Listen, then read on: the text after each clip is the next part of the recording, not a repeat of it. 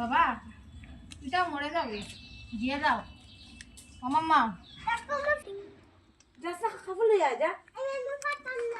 দেখো মাছটা কিভাবে অ্যাক্টিং করছে, দেখো যেমন মরে গেছে কিন্তু ও জিন্দা। মাছটাকে দেখে মনে হচ্ছে না মরা, কিন্তু মাছটা জিন্দা, নাটক করছে। বাবা জলে ছাড় তো।